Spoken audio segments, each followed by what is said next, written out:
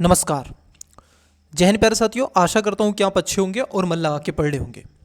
मैं मिस्टर कुमार स्वागत करता हूँ आपका आपके अपने education buyer civil services YouTube channel में। जैसा कि आप वाकिफ़ हैं, एजुकेशन बायर आपके लिए यूपीएससी प्रीलिम्स 2025 जो कि आपका 25 मई को होने वाला है, उसको टारगेट करके आपसे प्रीलिम्स की कई ऐसी टेस्ट सीरीज आपको चला कर रहा है और आपको निःशुल्क प्रोवाइड करा रहा है। प्यारे स्टूडेंट्स, इन्हीं सबको ध्यान में रखते हुए हमने एक और संस्थान की टेस्ट सीरीज को लेने का प्रयास किया है, जिसमें विजन आईएएस की टेस्ट सीरीज है।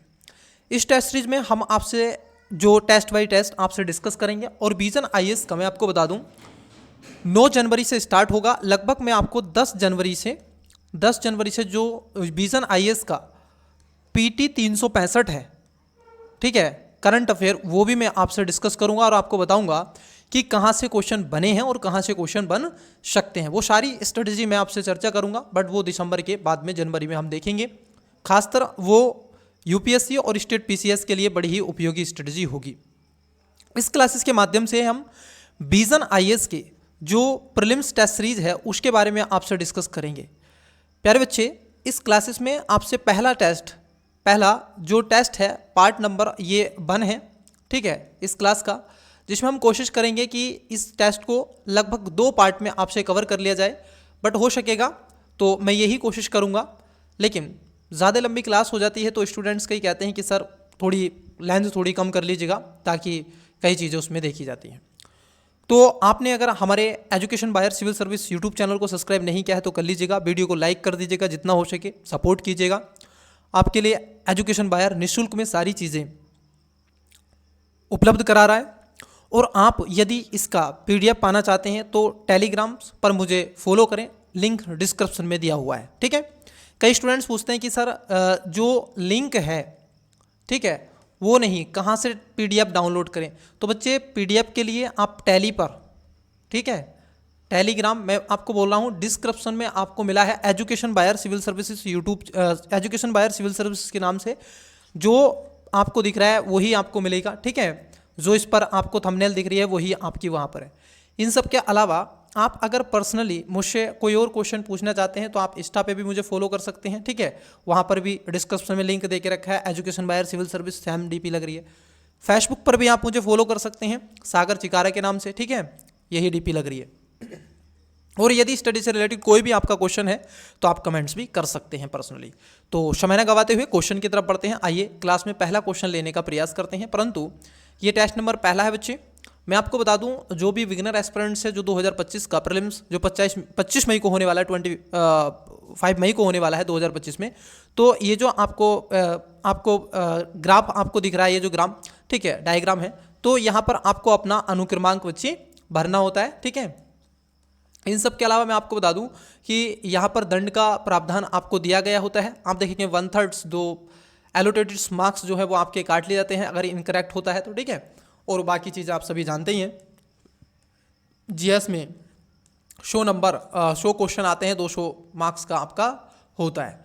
चलिएगा तो क्वेश्चन की तरफ बढ़ते हैं और पहला क्वेश्चन लेने का प्रयास करते हैं। देखिए बच्चे, पहला क्वेश्चन क्या है, आइए, ये मैं चेक कर रहा था कि सारी चीज़ें एक्चुअल में क्या है कि मुझे पहले चेक करनी होती हैं कि सारी चीज़ें आपको विजुअल सारी चीज़ें हो रही हैं, कोई दिक्कत तो नहीं होगी स्टूडेंट्स को। तो समय न गवाते हुए पहला क्वेश्चन देखते हैं, कोशिश करेंगे ज़्यादा से ज़्यादा क्वेश्चन अटैम्प्ट ले सकें, ठीक है।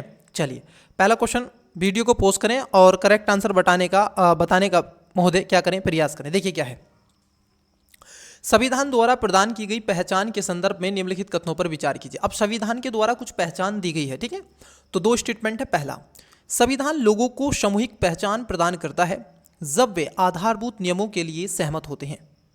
नंबर 2, संवैधानिक नियम राजनीतिक पहचान तो प्रदान करते ही हैं लेकिन नैतिक पहचान प्रदान नहीं करते।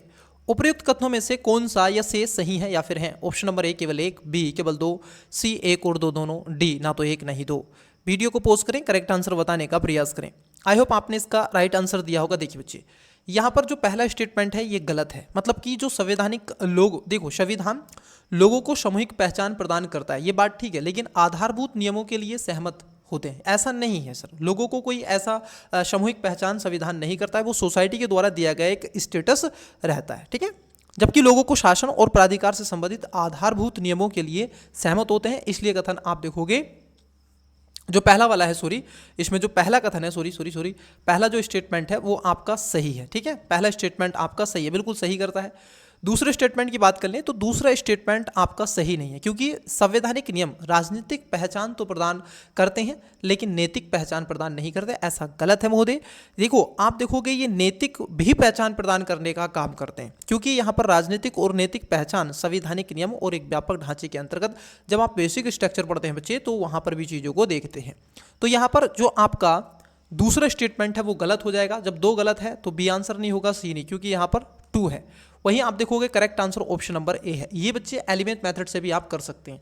मान लीजिए आपको पता है कि सर दूसरा गलत है, ठीक है, तो आपको नहीं पता पहला सही है, तो आपका 50-50 हो गया। क्या हो गया? 50-50 हो गया। तो ऐसी सिचुएशन में आप कभी भी क्वेश्चन को स्किप ना करें। पहली बात, क्वेश्चन कभी स्किप ना करें, अटेम्प्ट लें, और जब आपको पता है तो अटेम्प्ट लें, क्योंकि आपका 50% या इधर या उधर हो सकता है।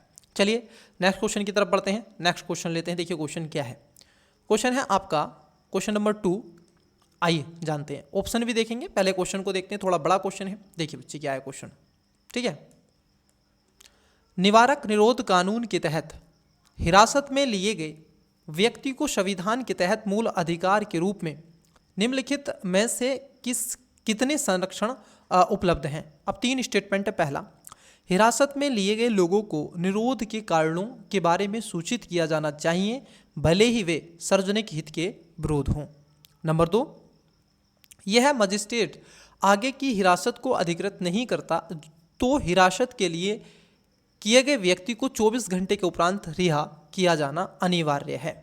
नंबर 3, हिरासत में लिए गए व्यक्ति को निरोध के आदेश के विरुद्ध अनिवार्य रूप से प्रतिवेदन का अवसर दिया जाएगा।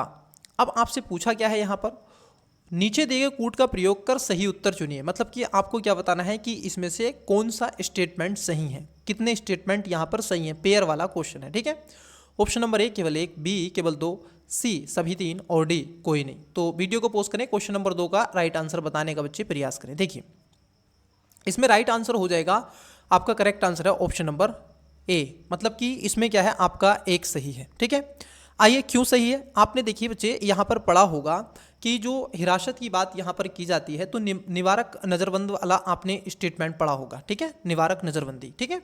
और ये संविधान के आर्टिकल किससे संबंधित है, आर्टिकल आप देखोगे 22 से संबंधित है। उसमें साफ तौर पर कहा गया है कि संविधान के अनुच्छेद 22 में व्यक्तियों को गिरफ्तारी और निरोध से संरक्षण प्रदान करता है। मतलब कि हिरासत 2 प्रकार की होती है, एक होती है दंडात्मक निवारक और दंडात्मक हिरासत। का अर्थ होता है कि किसी व्यक्ति को उसके द्वारा किए गए अपराध के लिए दंड करना, ठीक है, और इसीलिए इस चीज़ में रखा गया। दूसरे की अगर हम बात कर लें तो वहाँ पर सुरक्षा प्रदान करता है। इट्स क्लियर या नो। तो यहाँ पर आप देखोगे जो पहला स्टेटमेंट है, पहला स्टेटमेंट आपका एकदम गलत है, ठीक है, भले ही वे सार्वजनिक के हो, तो पहला गलत है। दूसरे स्टेटमेंट की अगर हम बात कर ले तो दूसरा स्टेटमेंट भी आपका सही नहीं है, क्योंकि यहाँ पर है अनिवार्य, ऐसा एकदम नहीं है। क्योंकि यदि मजिस्ट्रेट के आगे हिरासत से अधिकृत नहीं करता है तो वह व्यक्ति 24 घंटे के उपरांत रिहा होने का अधिकार रखता है। हालांकि यह प्रावधान केवल उस स्थिति के लिए उपबंधित किया गया है जब व्यक्ति को मान्य कानून के तहत गिरफ्तार किया गया हो, ठीक है। तो इसलिए दूसरा वाला स्टेटमेंट भी गलत है। परंतु तीसरा स्टेटमेंट बच्चे आपका करेक्ट हो जाएगा कि हिरासत के लिए किए गए व्यक्ति को निरोध के आदेश के विरुद्ध अनिवार्य रूप से प्रतिवेदन का अवसर दिया जाएगा। ये बात एकदम आपकी करेक्ट हो जाती है। तो यहाँ पर कितने स्टेटमेंट सही है, केवल 1 सही है, केवल और केवल आपका तीसरा स्टेटमेंट सही है। कई बच्चे कहते हैं कि सर ये जो ओनली 1 ओनली 2 वाला पेयर है ये हमसे नहीं होता है। अब देखो मैं आपको बता दूं ये पेयर वाले क्वेश्चन है और यूपीएससी ने एक नया इनोवेशन यही किया है। अब यहाँ पर बच्चे कई ऐसे क्या हो जाते हैं, चित हो जाते हैं। चित कहने का तात्पर्य मेरा यहाँ पर ये है कि माइंड ब्लोइंग उनके आप देखोगे ज़्यादातर देखने के लिए आपको मिलेगा। अब होता क्या है बच्चे, देखो यहाँ पर आपसे क्या पूछ रहे हैं पहले समझो। इसमें वो तीनों में पूछ रहे हैं कि कितने सही हैं, ठीक है, इसका आपको सही बताना है। तो कितने सही हैं ये आपको बताना है पेयर। अब कुछ बच्चे कहेंगे सर 1 सही है, चलो तो उन्होंने कहा कि सर ये वाला 1 सही है। कुछ बच्चे ये समझेंगे कि ये सही है, केवल 1 सही है, एक बिंदु जो है वो सही नहीं। बच्चे यहाँ पर पूछ रहा है कि इनमें तीनों में कितने सही हैं, केवल 1 ठीक है इन तीनों में, या तीनों में 2 ठीक हैं, या तीनों में तीनों ठीक है, ये आपसे पूछा गया है। तो इसलिए आप देखोगे इसमें केवल और केवल तीसरा वाला सही है, मतलब कि 1 इसका क्या हो जाएगा, करेक्ट आंसर आपका हो जाएगा। इट्स क्लियर या नो। तो यहाँ पर करेक्ट आंसर क्या होगा, ऑप्शन नंबर आप देखोगे केवल एक इसका करेक्ट आंसर हो जाएगा। मैं आपको एक और बात बता दूं कि इस जो मैं आपसे टेस्ट सीरीज सोल्व कर रहा हूँ, डिस्कस करने का प्रयास कर रहा हूँ, तो ये आपको निःशुल्क उपलब्ध कराई जा रही है। इसका कोई आपसे कोई चार्ज नहीं लेगा और मैं किसी को भी ऐसे कि मैं उससे पैसे लूँ और फिर जा कर के उसको प्रोवाइड कराऊँ, नहीं, मेरा ऐसा कोई औचित्य नहीं है। मेरा औचित्य इस बात से ये है कि प्यारे बच्चे जो बिगनर एस्पिरेंट से दूर दराज के क्षेत्रों में रहते हैं या फिर इतने सामर्थ्य नहीं है इकोनॉमिकली कि वो इस टेस्ट सीरीज को ऑफलाइन या फिर ऑनलाइन परचेज, ठीक है, ना करते हैं, तो उनके लिए मैं आपको दे सकूं, ठीक है, उनको लेकर के मैं एक आर्थिक सहायता के रूप में समझिएगा इसको, ठीक है, कि आपको एक आर्थिक सहायता, आपकी सेविंग हो जाएगी और आप नहीं ले पा रहे हैं या फिर आप आर्थिक रूप से सक्षम नहीं है तो आपके लिए, और जो ले सकते हैं उनके लिए, सभी के लिए हैं। बट मेरा इससे कोई आपके लिए ये औचित्य नहीं है कि इस क्लास का उद्देश्य है कि मैं आपसे मुद्राएं अर्जित करूँ, नहीं बच्चे, जितना हो सकेगा मैं आपकी सेवा करने का प्रयास करता रहूँगा, बस आप अपना प्यार बना करके रखिएगा। और इसका कॉपीराइट विजन IAS के पास है, ठीक है। इन फ्यूचर हम भी अपनी टेस्ट सीरीज शुरू करेंगे, आपका जैसा प्यार मिलता रहेगा, ऑथेंटिक चीज़ें हम लेकर के आएंगे, पूरी टीम आपके लिए काम करेगी। तो चलिए समय ना गवाते हुए तीसरा क्वेश्चन पे अटेम्प्ट करें, वीडियो को पोस्ट करें। देखिए क्या है क्वेश्चन। क्वेश्चन है आपका, निम्नलिखित में से कौन सी राज्य की नीति के निर्देशक तत्व, मतलब कि DPSP की एक विशेषता नहीं है। DPSP बच्चे आप देखोगे, DPSP संविधान के पार्ट नंबर अगर मैं कर लूँ तो पार्ट नंबर 4 में है, और आर्टिकल की बात कर लें तो आर्टिकल 36 से 51 तक इसके बारे में चर्चा दी गई है। और मैं आपको बता दूं ये किसके लिए है, स्टेट को प्रोविज़न, ठीक है, देते हैं। जब स्टेट कभी भी कोई कानून बनाएगा तो वो आप देखोगे DPSP को, नीति निर्देशक तत्वों को क्या रखेगा, ध्यान में रखेगा, ठीक है, ऐसा ना हो इनका उल्लंघन हो जाए और कानून बना दें। आयरलैंड के संविधान से लिए गए, ठीक है। देखिए यहाँ पर क्या है, DPSP विशेषता नहीं है, ठीक है। ऑप्शन नंबर A, विधि निर्माण में इन सिद्धांतों को लागू करना राज्य का दायित्व है। B, ये किसी विधि की संवैधानिक वैधता की जांच और निर्धारण में न्यायालयों की सहायता करते हैं। C, ये कार्यपालिका की निरंकुशता और विधायिका के आप देखोगे स्वेच्छाचारी विधियों पर अंकुश के रूप में कार्य करते हैं। D, उपयुक्त सभी कथन A, B, C DPSP की विशेषताएं हैं। आई होप आपने इसका राइट आंसर दिया होगा। देखिए आप देखोगे इसका करेक्ट आंसर हो जाएगा ऑप्शन नंबर C, मतलब कि ये पूछा है विशेषता नहीं है, बिल्कुल ये कार्यपालिका की निरंकुशता और विधायिका के स्वेच्छाचारी नहीं महोदय, ऐसा नहीं है। ये आप देखोगे, आपने संविधान का आर्टिकल, अगर मैं कहूँ आपसे, एक आर्टिकल है संविधान का, आर्टिकल है 50। जब आप 50 को पढ़ते हैं तो उसमें साफ तौर पर रखा गया है कि जो कार्यपालिका है, ठीक है, क्या है, जो कार्यपालिका है और जो न्यायपालिका है, दोनों की शक्ति का पृथक्करण की ये बात करता है। सेपरेशन ऑफ पावर कह सकते हैं या फिर डिवीजन ऑफ पावर भी आप कह सकते हैं, ठीक है, लेकिन इसके लिए सेपरेशन ऑफ पावर एक अच्छा वर्ड है। तो यहाँ पर इस चीज़ को रखा गया और यहाँ पर ये कह रहे हैं कि ये कार्यपालिका की निरंकुशता और विधायिका के स्वेच्छाचारी विधियों पर अंकुश के रूप में कार्य करता है। नहीं, ये कोई ऐसा अंकुश नहीं लगाता है। तो इसका राइट आंसर क्या हो जाएगा बच्चे, ऑप्शन नंबर C इसका करेक्ट आंसर हो जाएगा। चलिए अगले क्वेश्चन की तरफ बढ़ते हैं। क्वेश्चन नंबर है आपका 4, आइए देखते हैं क्या है। क्वेश्चन नंबर 4 को जान लेते हैं, 1 सेकेंड। देखिए क्वेश्चन नंबर 4, आई होप आपको विजिबल हो रहा है। देखिए क्वेश्चन क्या है, निम्नलिखित में से कौन सा संविधानवाद की अवधारणा का सर्वश्रेष्ठ वर्णन करता है। कि संविधानवाद क्या है, संविधानवाद का मतलब है कि जो संविधान क्या है कि एक केंद्र बिंदु और इसके अंदर सारी चीज़ें होनी चाहिए, जितना हो सके संविधान का विस्तार हो सके, संविधान से बढ़कर कुछ ना हो, संविधान सबसे सर्वोच्च हो, ठीक है, और सभी इसके सेंट्रिक हों, तो इसी को ही संविधानवाद कहते हैं। आइए देखते हैं। अवधारणा का सर्वश्रेष्ठ वर्णन करता है, ऑप्शन नंबर A, यह एक विचारधारा है जो लिखित संविधान की सर्वोच्चता को बढ़ावा देती है। ऑप्शन नंबर B, इसका अर्थ है कि लोकतांत्रिक देश में या देशों में संविधान अनिवार्य है। अक्षम वर्ड है C, यह सिद्धांत, इस सिद्धांत को यह दर्शाता है कि सरकार अपने प्राधिकार मूल विधि से प्राप्त करती है और ये प्राधिकार इसके द्वारा ही सीमित होते हैं। और डी में कह रहे हैं कि इसका अर्थ यह है कि संविधान द्वारा नागरिकों को कुछ हस्तांतरीय अधिकार प्रदान किए जाते हैं। वीडियो को पोस्ट करें, करेक्ट आंसर बताने का प्रयास करें।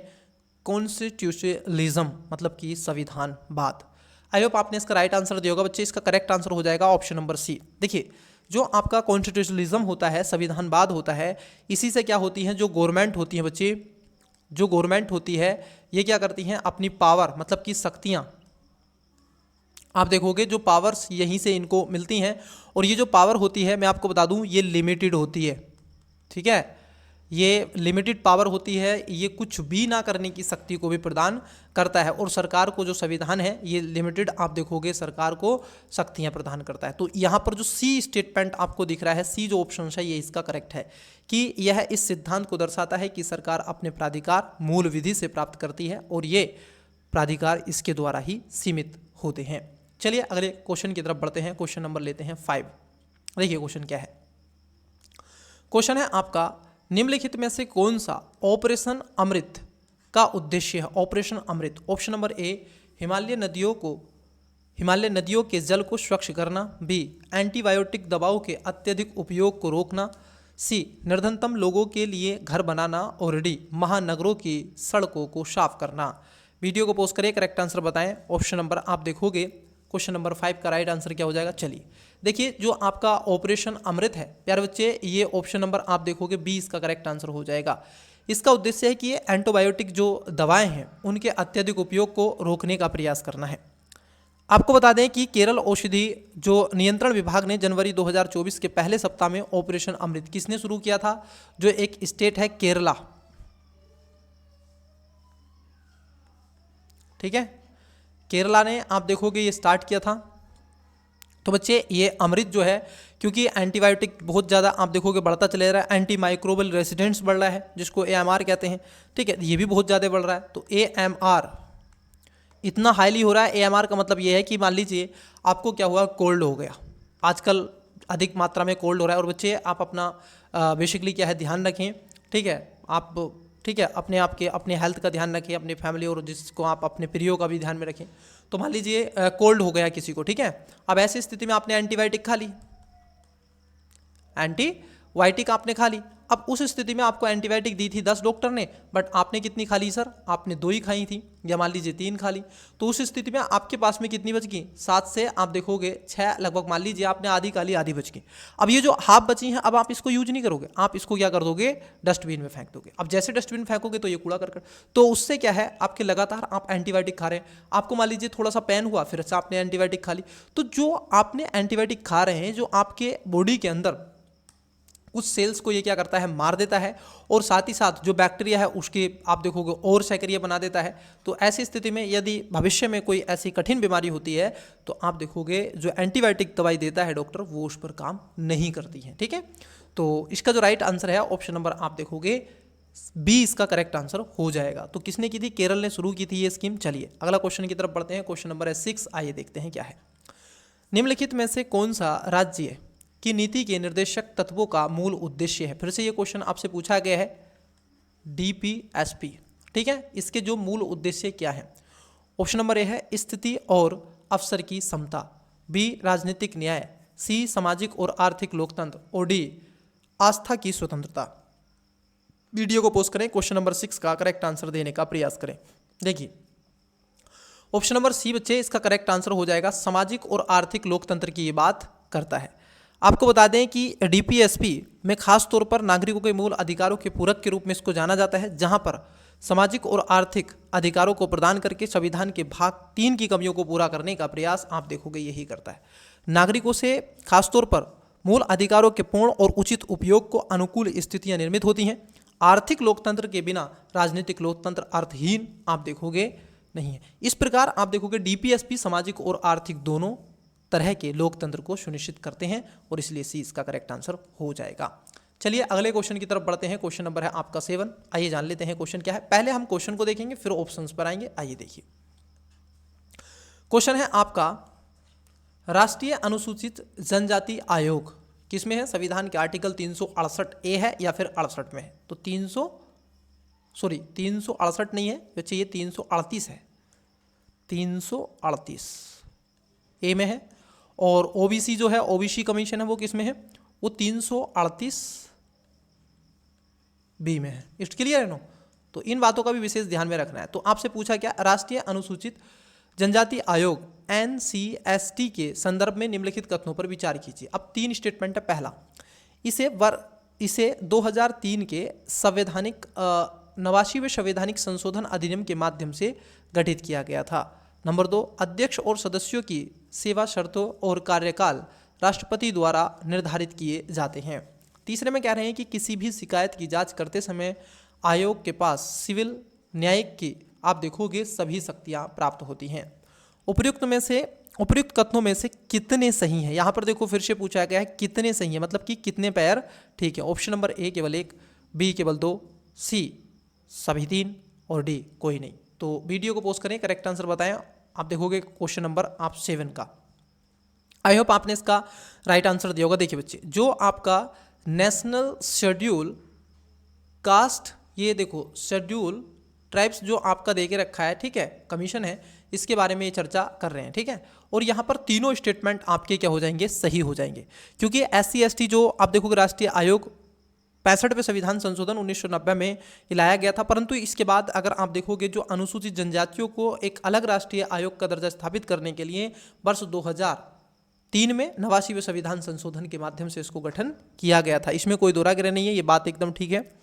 और साथ ही साथ दूसरा स्टेटमेंट भी बिल्कुल एकदम सही है। अध्यक्ष और सदस्यों की सेवा शर्तें और कार्यकाल राष्ट्रपति द्वारा निर्धारित किए जाते हैं। ये 2004 में इस बात को रखा गया था कि एक अध्यक्ष और एक उपाध्यक्ष और 3 अन्य सदस्य इसके द्वारा निर्धारित होते हैं, ठीक है। तीसरा स्टेटमेंट भी यहाँ पर बच्चे सही हो जाएगा। किसी भी शिकायत की जांच करते समय आयोग के पास सिविल और न्यायिक, सिविल जो न्यायिक है कि सभी शक्तियाँ इनके पास क्या होती हैं, प्राप्त होती हैं, ठीक है। तो आपको ये ध्यान में रखना है। तो यहाँ पर क्या हो जाएगा, इसमें तीनों स्टेटमेंट सही हो जाएंगे। तो करेक्ट आंसर क्या होगा, ऑप्शन नंबर सी इसका राइट आंसर हो जाएगा, मतलब कि तीनों बातें इसमें ठीक हो जाएंगी। चलिए अगले क्वेश्चन की तरफ बढ़ते हैं। अगला क्वेश्चन देखते हैं। आइए, क्वेश्चन है आपका 8 नंबर। पहले क्वेश्चन को पढ़ लेते हैं, ठीक है, फिर उसके बाद में हम सीधे क्या आएंगे, ऑप्शंस पर आएंगे और इस चीज़ को जानने का प्रयास करेंगे। चलिए आइए देखते हैं क्वेश्चन नंबर 8 क्या है। देखिए बच्चे, क्या है आपका, निम्नलिखित समाजवादी सिद्धांतों में से कितने राज्य के नीति के निर्देशक सिद्धांतों को परिलक्षित करते हैं। मतलब कि फिर से क्वेश्चन क्या है, DPSP से ही आपका क्वेश्चन पूछा गया है और ये पॉलिटी का टेस्ट है, ये भी ध्यान में रखेंगे, ठीक है। पॉलिटी का टेस्ट है, किसी को भी कोई अगर दिक्कत हो रही है, कोई भी आपका क्वेरी है तो आप कमेंट्स में मुझसे क्या है पूछ सकते हैं, ठीक है, आप स्टडी से रिलेटेड, ठीक है। चलिए, नहीं तो टेक्निकल टीम आपको कंटिन्यूसली क्या करेगी, आपको लगातार आपकी हेल्प करेगी और आपको जवाब देगी, ठीक है। बाकी का नाइट में या इवनिंग में मैं समय निकाल करके आपके सारे कमेंट्स को देखता ही हूँ और वहाँ पर जिस बच्चे का कोई भी कमेंट्स आता है या फिर होता है तो मैं उसका जवाब निश्चित ही देता हूँ। तो चलिए आइए, DPSP पर क्वेश्चन पूछा है और परिलक्षित पूछ रहे हैं, ठीक है। देखिए 3 स्टेटमेंट है। पहला, समान न्याय को बढ़ावा देना और गरीबों को निःशुल्क विधि सहायता प्रदान करना। दूसरा है, ग्राम पंचायतों को संगठित करना और उन्हें स्वशासन की इकाइयों के रूप में कार्य करने में भी सक्षम बनाना। तीसरा है, काम की न्याय संगत और मनोचित दशाएं तथा प्रसूचित सहायता का प्रावधान करना। नीचे दिए कूट का प्रयोग कर सही उत्तर चुनिए। ऑप्शन नंबर ए केवल 1, बी केवल 2, सी सभी तीनों और डी उपयुक्त में से कोई नहीं। तो वीडियो को पॉज करें, करेक्ट आंसर बताने का प्रयास करें। आई होप आपने इसका राइट आंसर दिया होगा। देखिए बच्चे, क्या है, आइए जान लेते हैं। आपने संविधान का आर्टिकल आप देखोगे, जो DPSP का आर्टिकल, आपका एक आर्टिकल मिलेगा बच्चे, संविधान जब आप पढ़ते हैं तो आर्टिकल है 38 में इस बात को रखा गया है जहां पर खासतौर पर आपसे ये अपेक्षाएं की जाती हैं कि राज्य ऐसी सामाजिक व्यवस्था की आप देखोगे जिसमें सामाजिक और आर्थिक, नैतिक, खासतौर पर जस्टिस की बात करता है। ये किसकी बात करता है, जस्टिस की बात करता है बच्चे, जिसमें सोशल, इकोनॉमिकल और पॉलिटिकल, ये आपको जस्टिस क्या है प्रदान करवाएगा निःशुल्क। तो पहला वाला स्टेटमेंट एकदम करेक्ट है। दूसरे स्टेटमेंट की अगर हम बात कर लें, तो दूसरे स्टेटमेंट आप देखोगे, दूसरा स्टेटमेंट भी आपका क्या है, अगर देखिए तो ग्राम पंचायतों गठन, बिल्कुल ये संविधान का आर्टिकल आप देखोगे 40 मतलब कि जो 40 है उसमें इस बात को रखा गया। तीसरा स्टेटमेंट गलत है कि काम की न्याय संगत और मनोचित दशाएं तथा प्रचुरित सहायता प्रदान करेगा।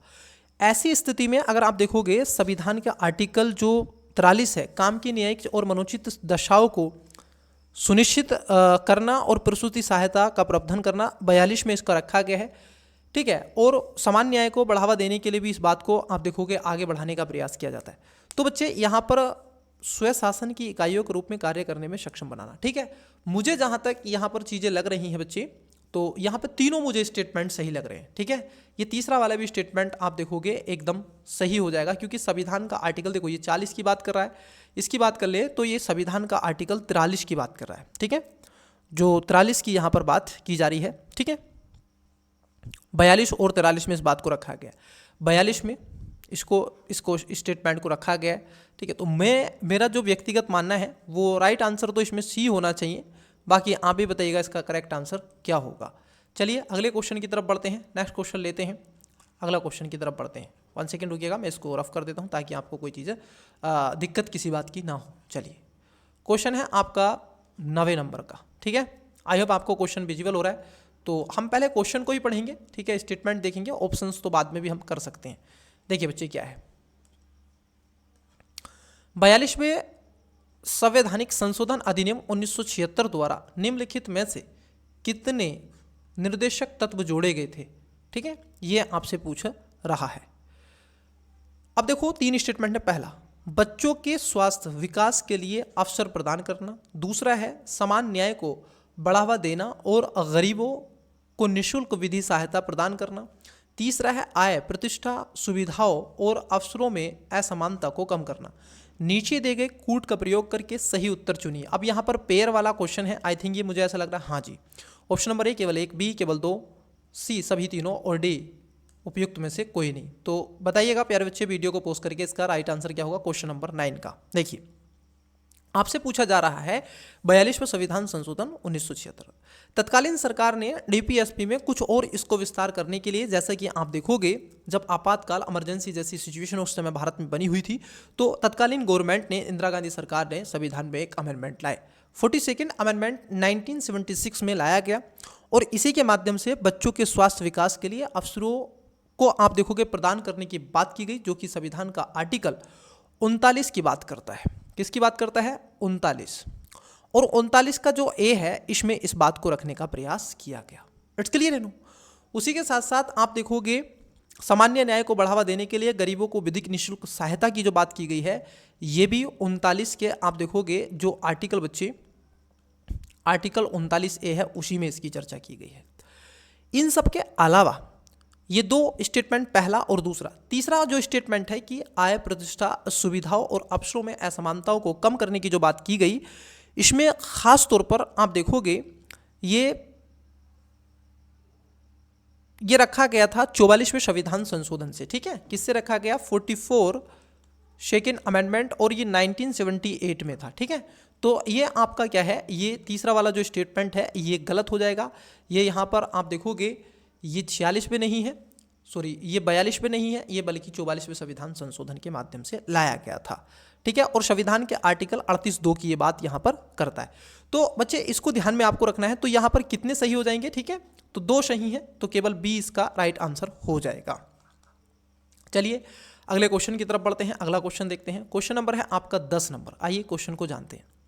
देखिए क्वेश्चन है आपका, निम्नलिखित में से किस प्रकार पारित किए गए विधेयक के माध्यम से 2 या 2 से अधिक राज्यों को मिलाकर एक नए राज्य का गठन किया जा सकता है? संविधान का आर्टिकल आप देखोगे, पार्ट आपने संविधान का 1 पढ़ा होगा। ठीक है, और उसमें संविधान के जो आर्टिकल हैं, आर्टिकल 1 से 3 तक, सॉरी आपने 4 तक आवश्यक रूप से पढ़ा होगा। तो जो आर्टिकल 2 और 3 है वो उसमें इंपोर्टेंट्स आपको देखने के लिए मिलते हैं, वहीं से क्वेश्चन पूछा है। आइए जान लेते हैं क्या है। देखिए क्वेश्चन, ठीक है, क्योंकि 2 या 2 से अधिक राज्यों को मिलाकर नए राज्य का गठन किया जा सकता है। बताइएगा कौन से आर्टिकल में इसकी चर्चा की गई है। ऑप्शन नंबर ए, संसद में साधारण बहुमत से। बी, दोनों राज्यों के विधानमंडलों द्वारा साधारण बहुमत से। सी, संसद में विशेष बहुमत और आधे राज्यों के द्वारा पुष्टि किए जाने से। और डी है राष्ट्रपति के संकल्प से। वीडियो को पोस्ट करें, करेक्ट आंसर बताएं, तो आप इसका राइट आंसर देने का प्रयास करें। आई होप आपने इसका राइट आंसर दिया होगा। देखिए यहाँ पर जो मैं आपको बता दूं कि संविधान का जो आर्टिकल है, आर्टिकल 3, उसकी एक डेफिनेशन है और उसी में कहा गया है कि 2 या 2 से अधिक राज्यों को मिलाकर एक नए राज्य का गठन किया जा सकता है। और इसके लिए क्या होगा, जो प्रेसिडेंट्स होते हैं उनकी सहमति, जो उनकी स्वीकृति है वो अनिवार्य होती है। ठीक है, इनकी जो स्वीकृति है बच्चे ये अनिवार्य होती है, इनकी स्वीकृति के बिना आप ऐसा नहीं कर सकते हैं। और खास तौर पर संसद में आपको साधारण बहुमत से इसको लाना होता है, मतलब कि 50% प्लस 1%, ठीक है, ये आपको लाना होता है डाले गए मतों का। इन सब के अलावा आप देखोगे संविधान का जो आर्टिकल 3 है वो क्या कहता है, उसको थोड़ा समझ लीजिएगा। इसमें कहा गया है कि किसी राज्य को उसका क्षेत्र, राज्य क्षेत्र अलग करके अथवा 2 या 2 से अधिक राज्यों को या राज्यों के भागों को मिलाकर अथवा किसी राज्य को या किसी अन्य राज्य के भाग के साथ मिलाकर नए राज्य का निर्माण कर सकेगी। कौन? संसद। ये अधिकार किसको है? याद रखेंगे, पार्लियामेंट को है, ठीक है। किसी राज्य के क्षेत्र को बढ़ा सकेगी, किसी राज्य के क्षेत्र को घटा सकेगी, इन सब के अलावा किसी राज्य की सीमाओं में परिवर्तन कर सकेगी और किसी राज्य के नाम में परिवर्तन कर सकेगी। मतलब कि अगर कुछ भी ऐसा करना है, परिवर्तन करना है, नए राज्यों का निर्माण करना है, 2 या 2 से अधिक राज्यों को मिलाकर के एक राज्य बनाना है, तो ऐसी स्थिति में संविधान का आर्टिकल 3 आपको मोस्ट हो जाता है। तो चलिए अगले क्वेश्चन की तरफ पढ़ते हैं। तो मेरा आपसे क्वेश्चन ये है, जो भी स्टूडेंट्स अभी इस क्लासेस को देख रहे हैं और बाद में भी देखेंगे, उनसे भी ये क्वेश्चन है कि बच्चे जो आपका आर्टिकल 2 है उसमें किसकी चर्चा की गई है? बताइएगा आर्टिकल 2 में क्या आपसे डिस्कस किया गया है, क्या पूछा गया है। चलिए अगले क्वेश्चन को देखते हैं। क्वेश्चन नंबर है आपका 11 नंबर। तो 11 नंबर 1 सेकेंड रुकिएगा, थोड़ा बड़ा क्वेश्चन है ना, तो जानेंगे हम। पहले इसको मैं रफ कर देता हूँ ताकि आपको कोई दिक्कत या समस्या ना हो सके, क्योंकि इससे थोड़ा सा डिस्ट्रैक्शन हो जाता है। देखिए क्वेश्चन क्या है, पहले क्वेश्चन को समझेंगे फिर ऑप्शंस की तरफ बढ़ेंगे। हाल ही में हिमालयन वुल्फ सुर्खियों में था। अब ये करंट अफेयर से क्वेश्चन पूछा गया हिमालयन वुल्फ के बारे में, ठीक है। इस संदर्भ में हिमालयन वुल्फ से संबंधित निम्नलिखित कथनों में से कौन सा सही है? ठीक है, हिमालयन वुल्फ के बारे में क्वेश्चन पूछा गया है। अब यहाँ पर कुछ ऑप्शंस देके रखे हैं। ऑप्शन ए, यह भारत में पाई जाने वाली भेड़ियों की एकमात्र प्रजाति है। बी, यह प्रजाति प्राकृतिक रूप से केवल ट्रांस हिमालयन क्षेत्र में पाई जाती है। सी, इसे अंतरराष्ट्रीय प्राधिकरण संरक्षण IUCN की संकटग्रस्त प्रजाति की रेड लिस्ट इंडेंजर, याद रखना, इंडेंजर के अंतर्गत वर्गीकृत किया गया है। और डी में कह रहे हैं कि कथन ए, कथन बी और कथन सी में से कोई भी सही नहीं है।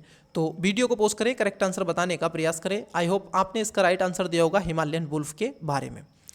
ये मैंने जो दृष्टि IAS की, ठीक है, टेस्ट सीरीज थी, उसमें भी मैंने आपसे क्या किया था बच्चे, इस क्वेश्चन को डिस्कस करने का प्रयास किया था। आई होप ये आपने क्वेश्चन समझा होगा। देखिए प्यारे बच्चे, इसका जो करेक्ट आंसर हो जाएगा, इसका राइट आंसर है ऑप्शन नंबर आपका डी, इसका करेक्ट आंसर है, ठीक है।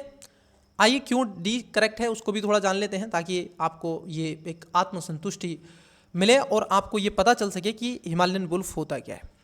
ये पहली बात तो भेड़िए की कोई प्रजाति नहीं है। दूसरी बात, ये भेड़िए की तरह दिखता है और ये खास तौर पर आप देखोगे हिमालयन वाले क्षेत्र में आपको देखने के लिए मिलेगा, ठीक है।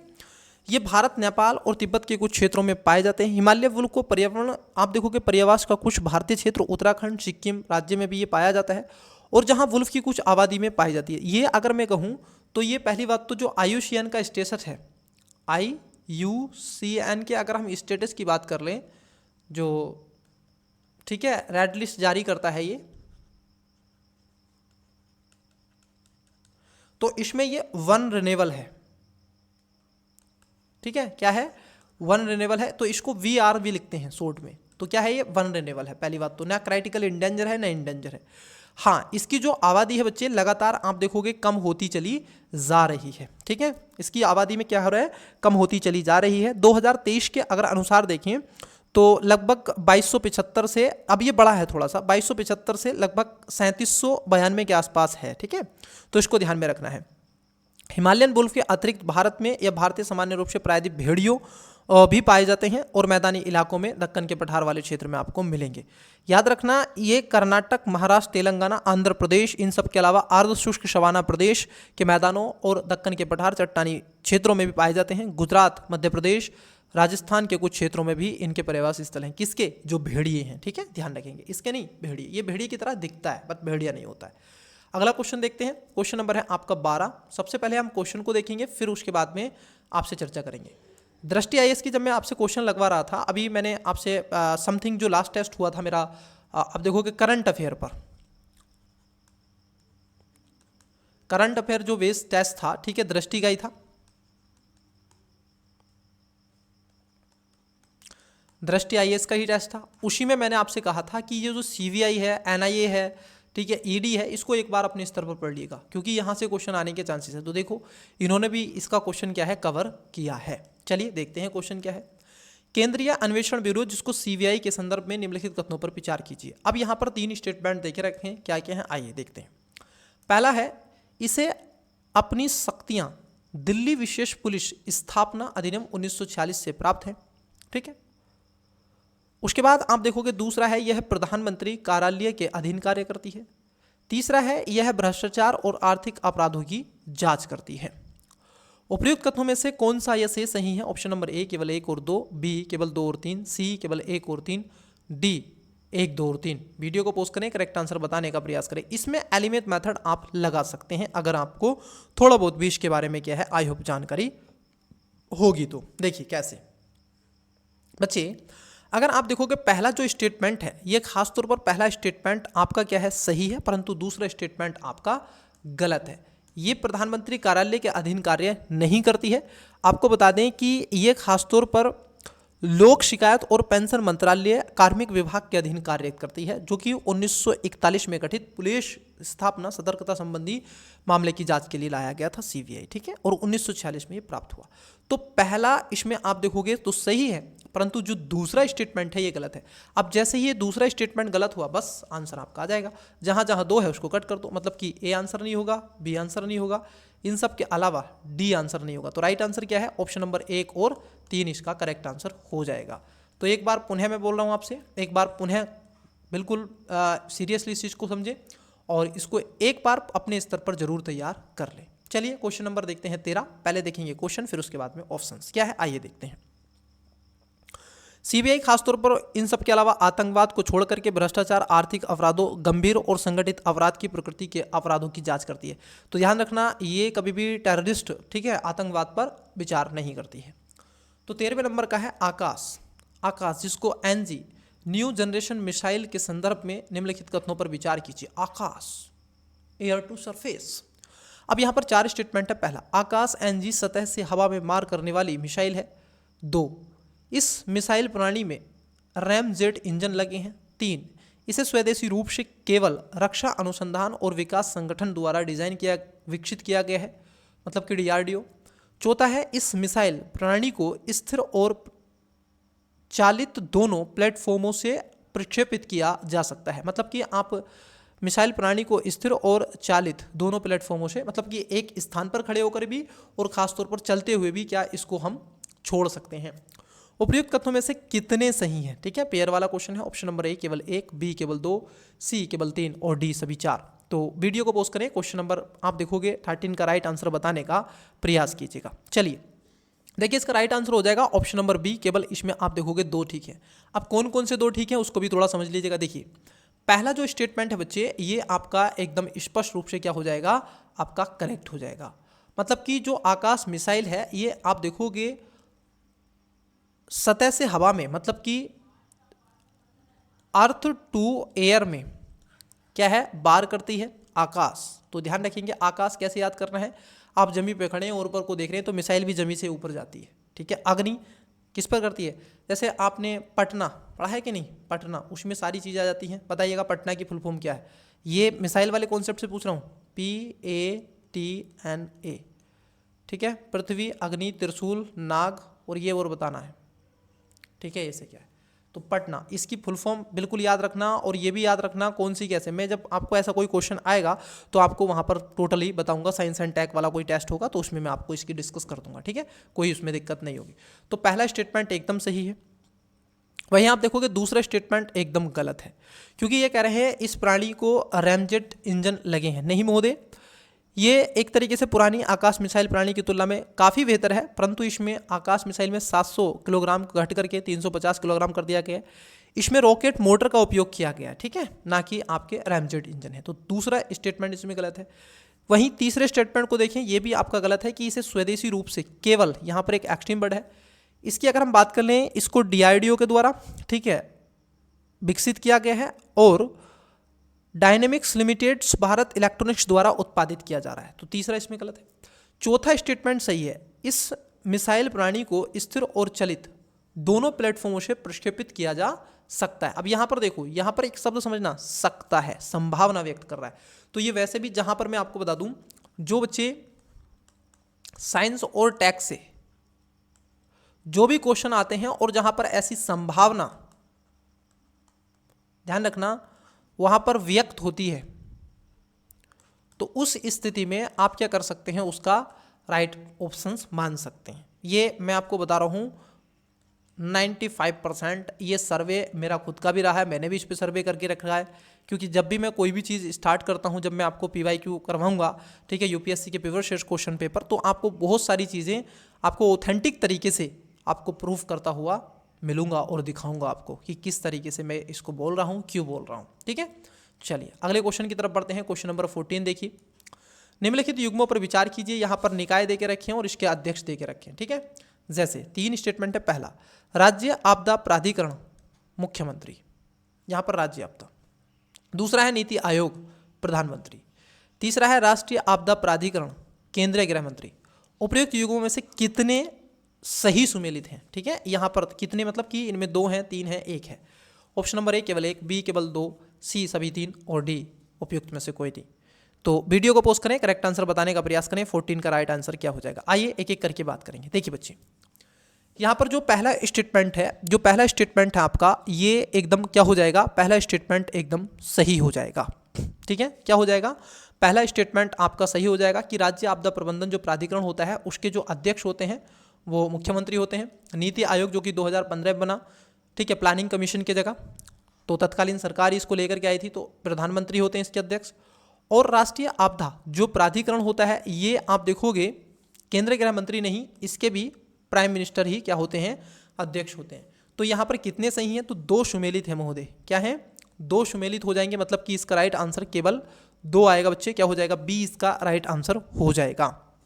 इट्स क्लियर या नो? आई होप आपको ये चीज़ें अच्छे से विजुअल ऑडिबल हो रही होंगी। चलिए अगले क्वेश्चन की तरफ बढ़ते हैं। क्वेश्चन नंबर है आपका 15। देखते हैं क्वेश्चन में क्या पूछा है। देखिए, सबसे पहले क्वेश्चन देखेंगे, फिर ऑप्शंस पर आएंगे। क्वेश्चन है, उच्चतम न्यायालय के निम्नलिखित में से कितने बाद मूल अधिकारों और राज्य के नीति निर्देशक तत्वों के बीच विवादों को टकरावों से संबंधित है?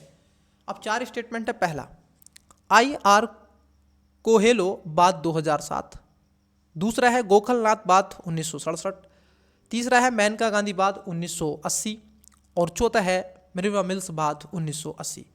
नीचे दिए गए कूट का प्रयोग कर सही उत्तर चुनिए। ऑप्शन नंबर ए केवल 2, बी केवल 3, सी सभी चारों और डी उपयुक्त में से कोई नहीं। तो वीडियो को पॉज करें, करेक्ट आंसर बताएं। ये बड़ा अच्छा क्वेश्चन है, आपसे बहुत ही अच्छा क्वेश्चन पूछा है। देखिए यहाँ पर अगर हम देखें, इसका जो करेक्ट आंसर होगा वो राइट आंसर हो जाएगा बच्चे ऑप्शन नंबर ए। इसमें केवल 2 ऐसे बाद हैं जो खास तौर पर आपके फंडामेंटल राइट और DPSP से वाद विवाद संबंधित है। अब कौन कौन से हैं उसको जरा समझिएगा। देखिए, जो गोखलनाथ बाद है, ये जो, ठीक है, गोखलनाथ जो बाद है, ये खास तौर पर आप देखोगे 1967 का है। और इसमें उच्चतम न्यायालय ने निर्णय दिया कि संसद किसी भी मूल अधिकार जो कि प्रकृति को उल्लंघनीय है को समाप्ति या फिर उसमें कटौती नहीं कर सकती। इसलिए न्यायालय को यह निर्णय दिया गया कि DPSP को लागू करने के लिए मूल अधिकारों में संशोधन नहीं किया जा सकता है, जिसके परिणाम स्वरूप 24वें संविधान संशोधन अधिनियम और 25वें संविधान संशोधन अधिनियम को पारित किया गया। 25वें संविधान संशोधन अधिनियम के तहत नए अनुच्छेद 31C को संविधान में शामिल किया गया था। इसलिए दूसरा स्टेटमेंट आपका क्या हो जाएगा बच्चे? सही हो जाएगा। क्या हमारा स्टेटमेंट? आपका जो दूसरा स्टेटमेंट है गोखलबाद जो है, ये आपका क्या हो जाएगा बच्चे? आपका करेक्ट एकदम हो जाएगा। तो 2 तो इसमें आपका सही है। ठीक है, वहीं अगर हम बात कर लें, एक था केशवानंद भारती मामला, अब वो तो इसमें नहीं रखा गया है। मिनिमम मिल्स बात की बात करते हैं। देखिए, जो मिनिमम मिल्स बात था, अगर हम इसकी बात कर लें तो ये खास तौर पर किसका रखा गया है? ये भी आप देखोगे 1980 का मामला है और इसमें उच्चतम न्यायालय ने मूल अधिकारों और निर्देशक तत्वों की प्रधानता को असंवैधानिक और वैध माना है। इसका तात्पर्य यह रखा गया कि निर्देशक तत्वों को एक बार फिर से मूल अधिकारों के अधीनस्थ माना गया। हालांकि संविधान के अनुच्छेद 14 और 19 द्वारा प्रदत्त मूल अधिकारों को संविधान के अनुच्छेद 39B और C के तहत निर्दिष्ट निर्देशक तत्वों के अधीन के रूप में स्वीकार कर लिया गया। इसलिए चौथा भी स्टेटमेंट सही है। वही आप देखोगे, एक है मेनका गांधी वाद। आप देखोगे मेनका गांधी जो वाद है, ये है तो संबंधित फंडामेंटल राइट से, इसमें कोई दोहरा ग्रह नहीं है, परंतु महोदय ये डीपीएसपी से कोई संबंध नहीं रखता है, इसलिए हम इसको नहीं रखेंगे। इट्स क्लियर है नो। तो जो मेनका गांधीवाद है, अगर हम देखें इसको, तो इसमें खास तौर पर संविधान के अनुच्छेद 21 के तहत गारंटीकृत अधिकार से संबंधित है। इससे पूर्व विधि द्वारा स्थापित प्रक्रिया, जिसे संविधान के अनुच्छेद 21 के संबंध में विधि का साम्यक प्रक्रिया और विधि द्वारा स्थापित प्रक्रिया के लिए किया गया था। ठीक है, तो इसको ध्यान में रखेंगे।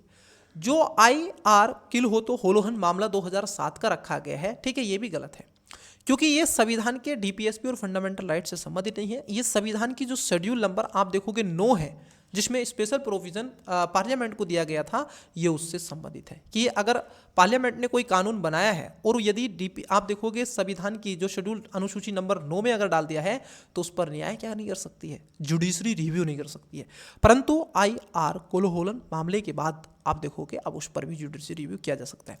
तो कितने सही हैं इसमें आप देखोगे 2 सही है, एक तो गोखलनाथ बाद 1967 और मिनिमम बाद 1980।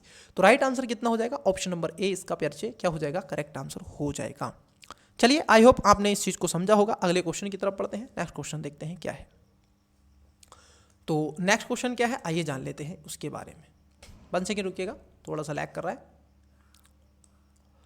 कभी कभी देखिए सर ये टेक्निकल चीज़ें हैं, ठीक है, टेक्नोलॉजी है, इंटरनेट से ठीक है हर एक कनेक्ट है, तो जहाँ पर इंटरनेट लैग करता है तो थोड़ी प्रॉब्लम हो जाती है। आइए क्वेश्चन नंबर 16 को देखते हैं।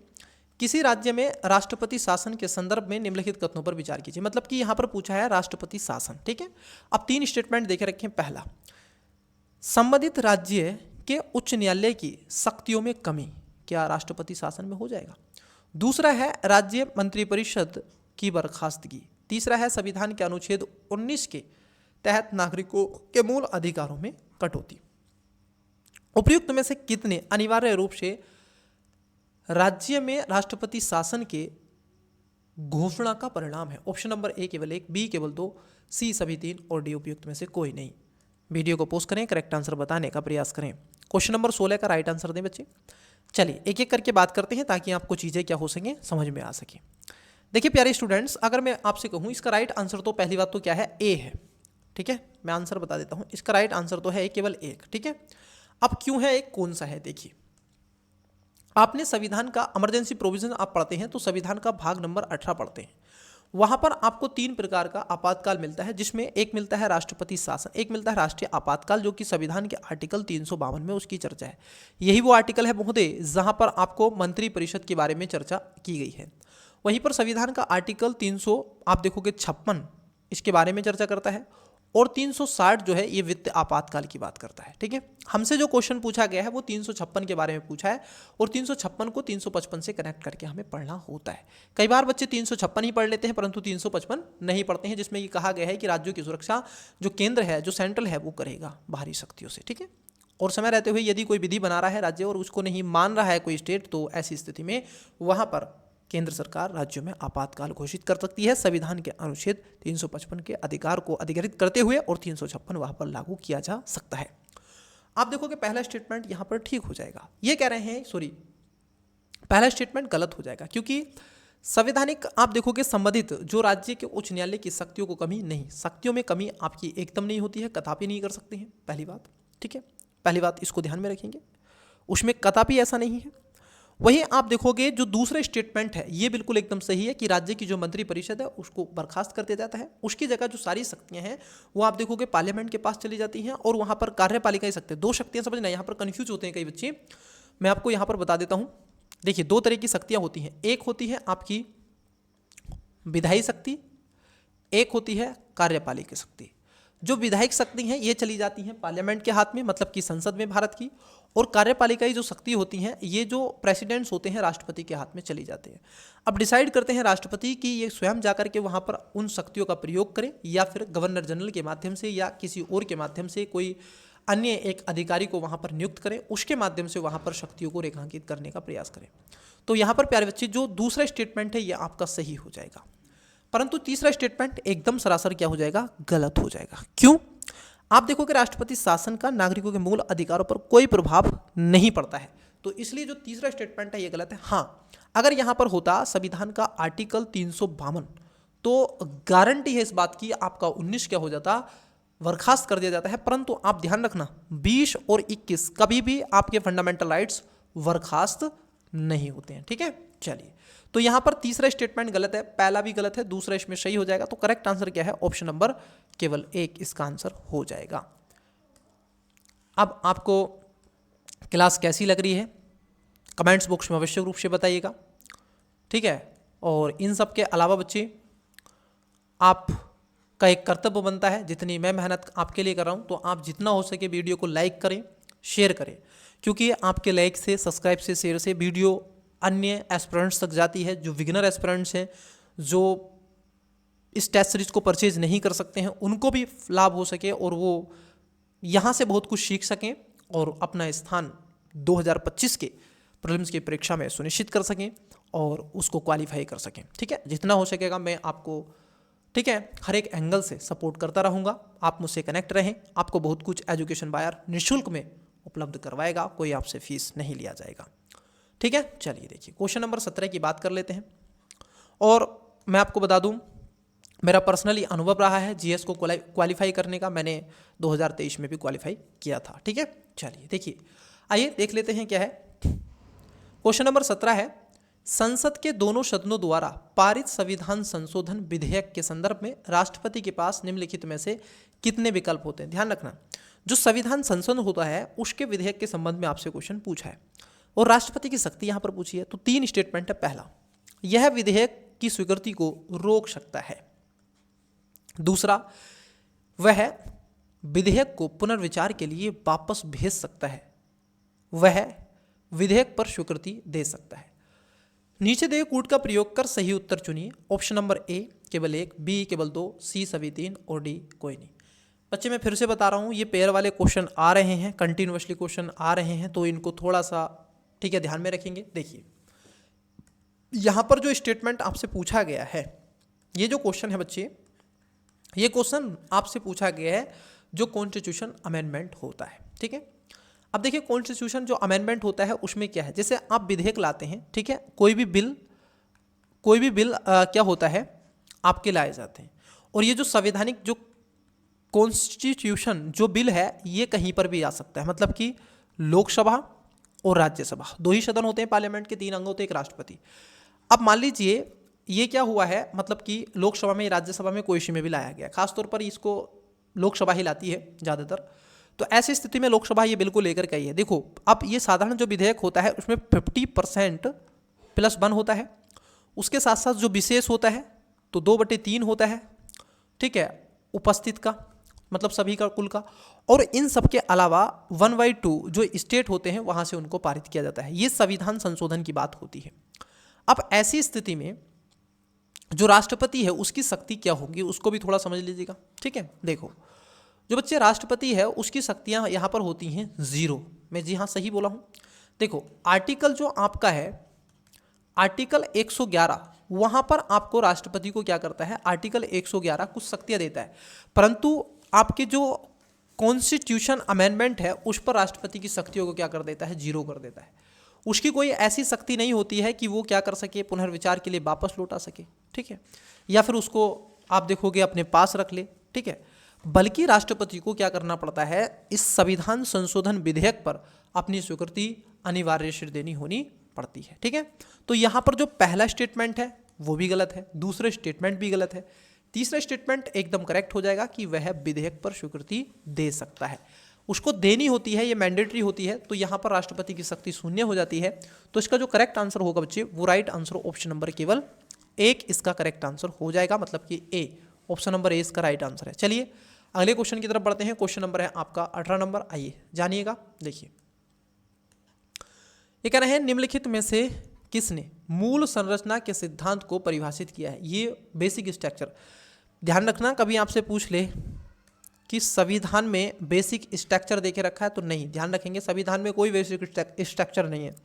ये जो आया है ये सर्वोच्च न्यायालय के विभिन्न जो भी निर्णय रहे हैं उनसे आया है। ठीक है, तो यहाँ पर पूछा है परिभाषित किया, ऑप्शन नंबर ए संसद, बी उच्चतम न्यायालय, सी भारत का संविधान और डी उपयुक्त में से कोई नहीं। बताइएगा, करेक्ट आंसर बताने का प्रयास कीजिएगा। देखिए संसद के दोनों सदनों द्वारा यथावत आप देखोगे पारित करके, ठीक है, सॉरी, ये जो आपका इसका करेक्ट आंसर जो हो जाएगा, अगर आप देखेंगे तो इसका राइट आंसर क्या हो जाएगा, ऑप्शन नंबर डी हो जाएगा 18 का। ठीक है, कोई नहीं है इसमें से, क्योंकि ये जो मूल सिद्धांत है इसको परिभाषित नहीं किया गया है, बल्कि जो सुप्रीम कोर्ट है, ठीक है, इसके जो निर्णय रहे हैं, न्यायिक जो निर्णय रहे हैं, उन्हीं निर्णयों से क्या हुआ है, ये बेसिक स्ट्रक्चर निकल के आया है।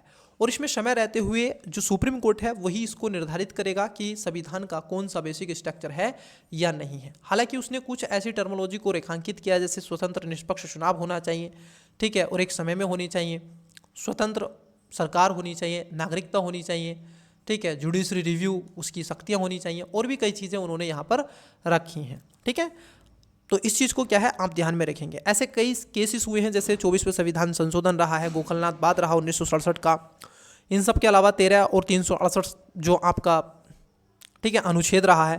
ये कई चीज़ें यहाँ पर आपको केशवानंद भारती खास तौर पर ये जो छिड़कर के ये जो यहाँ पर निकल करके आया था बेसिक स्ट्रक्चर, ये केवल एक ही अमेंडमेंट ने खास तौर पर इसको बदल दिया, जो 1973 का केशवानंद भारती जो केस था, इसने खास तौर पर इस पूरे सिचुएशन को एकदम से बदल दिया। और वहाँ पर 13 जजेस की बेंच थी, आज तक के भारतीय इतिहास में सबसे बड़ी बेंच में से एक मानी जाती है। चलिए क्वेश्चन की तरफ बढ़ते हैं, क्वेश्चन नंबर 19 देखते हैं। मैं कोशिश करूंगा कि इस क्लास में आपसे लगभग 30 क्वेश्चन में चर्चा का बिंदु बना लूं, क्योंकि क्लास फिर बहुत बड़ी हो जाएगी, मतलब कि ज़्यादा लंबी हो जाएगी, और कई स्टूडेंट्स फिर मैसेज करते हैं कि sir your class mind blowing. ठीक है, चलिए आइए क्वेश्चन नंबर 19 की तरफ बढ़ते हैं। देखिए, निम्नलिखित कार्यों में से कौन से राष्ट्रीय अनुसूचित जाति, ठीक है, अब देखो इससे पहला जो क्वेश्चन पूछा गया था नेशनल ट्राइब जो आपका कमीशन है उसको लेकर के क्वेश्चन पूछा गया था, अब आपसे पूछ लिया गया है राष्ट्रीय अनुसूचित जाति। अब यहाँ पर 3 स्टेटमेंट है। पहला, अनुसूचित जातियों के लिए विधिक रक्षो उपाय से संबंधित सभी मामलों की जांच और निगरानी करना। दूसरा है, अलंग भारतीय समुदाय के शोषण के विरुद्ध रक्षो उपाय प्रदान करना। तीसरा है, अनुसूचित जातियों के लिए प्रावधान किए गए संवैधानिक रक्षो उपायों के कार्यकरण के बारे में राष्ट्रपति को प्रतिवेदित देना। अब यहाँ पर क्या पूछ रहे हैं, नीचे दिए कूट का प्रयोग कर सही उत्तर चुनिए। अब देखो बच्चे, यहाँ पर एलिमेंट मेथड आप लगा सकते हैं क्वेश्चन नंबर 19 में। ठीक है, चलिए ऑप्शन नंबर ए केवल 1 और 2, बी केवल 2 और 3, सी केवल 1 और 3, डी 1, 2 और 3, मतलब कि सभी। तो बताइएगा इसका राइट आंसर क्या होगा। क्वेश्चन नंबर आपका 90 है, 19 नंबर। देखिए इसका जो करेक्ट आंसर होगा बच्चे, इसका राइट आंसर होगा ऑप्शन नंबर आप देखोगे डी। ठीक है, राइट आंसर। पहला वाला स्टेटमेंट एकदम सही है, क्योंकि संविधान के आर्टिकल 338 के तहत आप देखोगे जो एससी आयोग है उसके बारे में ये क्या है, पहली बात तो इसको ध्यान में रखेंगे, ये एक संवैधानिक निकाय है। पहली बात तो इसको ध्यान में रखना है, कैसी है, संवैधानिक निकाय है, कॉन्स्टिट्यूशनल बॉडी है।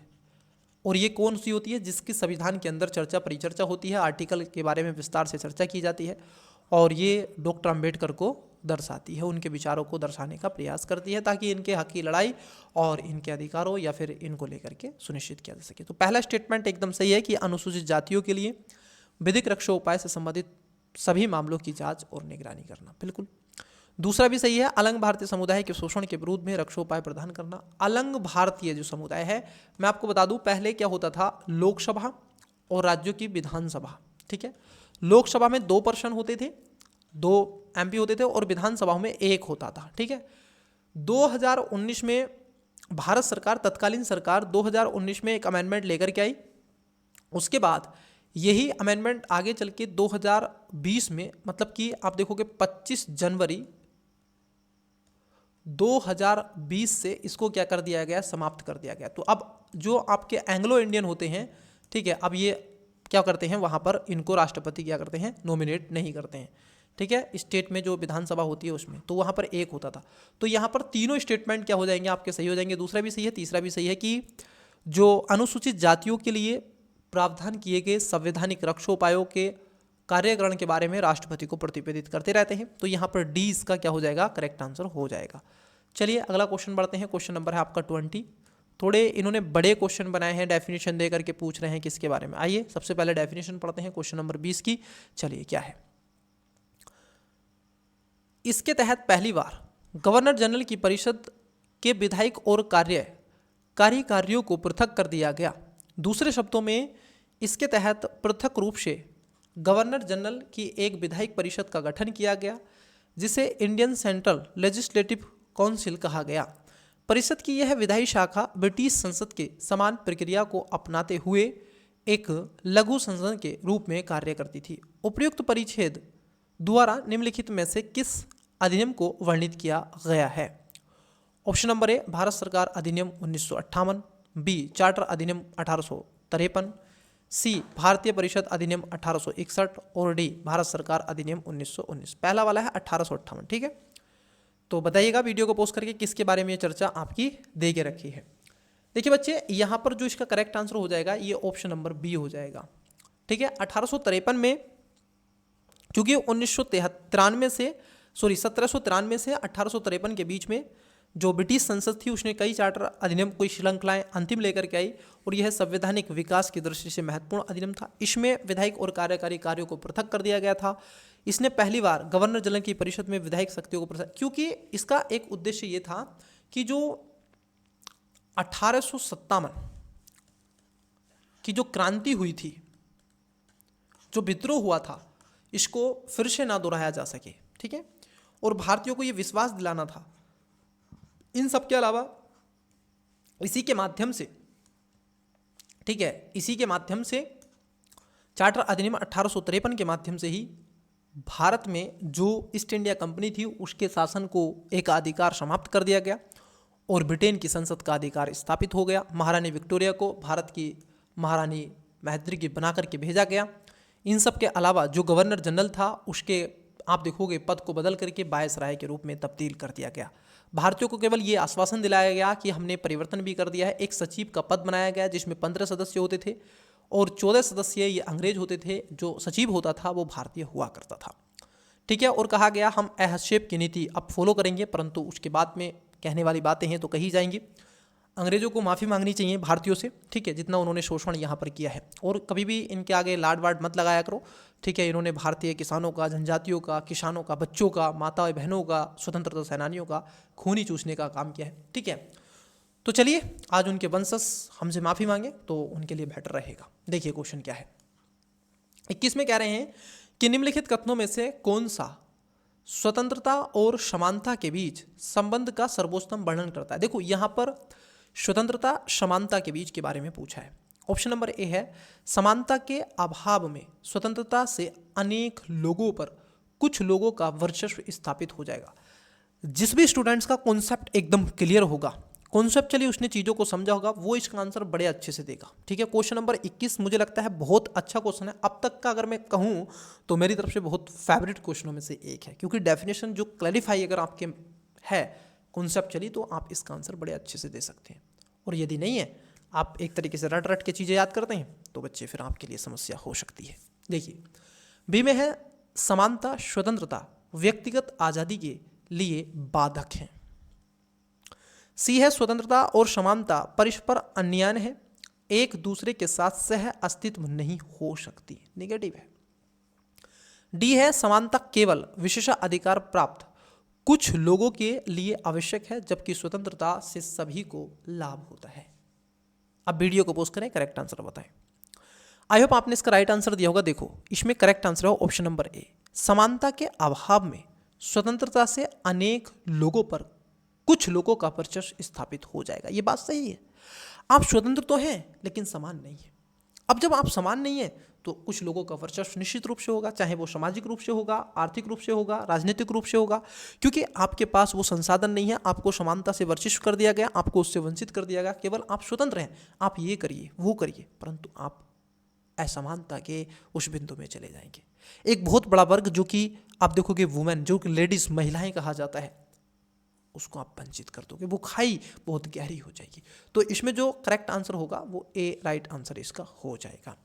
चलिए अगले क्वेश्चन की तरफ बढ़ते हैं। नेक्स्ट क्वेश्चन लेते हैं। क्वेश्चन नंबर आप देखोगे 22 क्या पूछ रहे हैं, आइए इसको थोड़ा सा देखने का प्रयास करते हैं। मैं स्टूडेंट्स पानी पी लेता हूं तो आप क्वेश्चन को देखिएगा।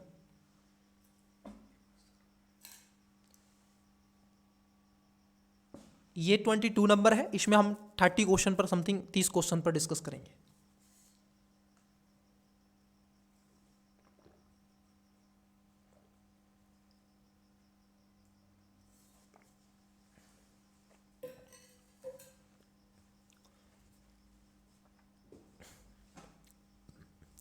देखिए आपने इसका राइट आंसर दिया होगा बच्चे।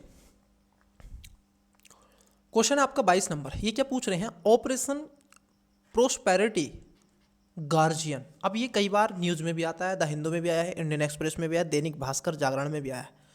ठीक है, आज तक जैसे आप देखोगे न्यूज़ चैनल ने भी इसको कवर किया है। शब्दावली हाल ही में सुर्खियों में रही थी।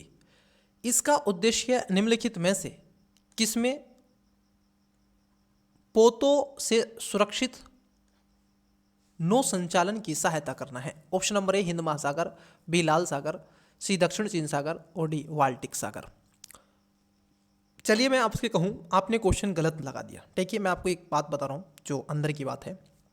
आपने मान लीजिए ऑपरेशन प्रॉस्पेरिटी जो गार्जियन है आपको नहीं पता है मान लीजिए, परंतु प्यारे बच्चे आपको लाल सागर बड़े अच्छे से पता होना चाहिए। दक्षिण चीन सागर, ये इसमें कई ऐसे आइलैंड है लगातार चर्चाओं में रहता है, ये बहुत पता होना चाहिए।